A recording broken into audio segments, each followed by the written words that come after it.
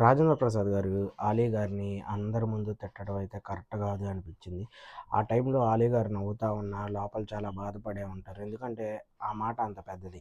బయట జనాలు మాట్లాడదాకా ఆలోచిస్తారు. అలాంటిది ఒక సెలబ్రిటీ, ఒక హీరో, ఒక క్యారెక్టర్ ఆర్టిస్ట్ ఇలా చాలా రకాలుగా చేసిన ఆయన ఒక తోటి నటుడిని పట్టుకొని అలా అనటం అదైతే కరెక్ట్ కాదు అనిపించింది. 'ఆలీ' గారుకి సపోర్ట్‌గా చాలామంది మాట్లాడతారు. ఎందుకంటే అక్కడ రాజేంద్ర ప్రసాద్ గారు చేసిన తప్పు. మరి దానికి రియలైజ్ అయ్యి క్షమాపణ చెప్తారో లేదో తెలీదు.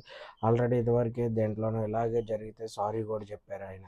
ఇలా అందరిని తిడతా పోతే ఆయన్ని అభిమానించేవాళ్ళు కూడా చివరికి ఎవరు ఉండరు. ఎందుకంటే ఆయనకంటూ కొంతమంది అభిమానులుంటారు.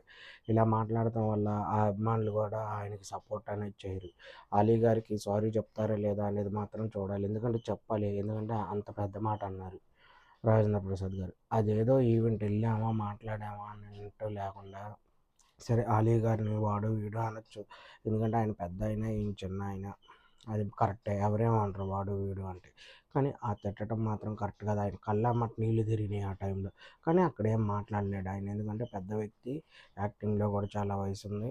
అందుకని చెప్పి ఆలోచించి ఆగాడు. మరి ఆయన గనక అక్కడ గట్టిగా మాట్లాడుంటే రాజేంద్ర ప్రసాద్ గారి పరువేమయ్యేదో ఆయన ఆలోచించుకోవాలి. మరి ఇయన్నీ ఆలోచించి మీడియా మరి తెల్లారి ఏమన్నా ఆలోచించి సారీ చెప్తారేమో చూడాలి. ఇదివరకే రీసెంట్‌గానే ఇలా జరిగింది. ఒక ఇన్సిడెంట్ కూడా అయింది. అంతలోకే మళ్ళీ ఇప్పుడు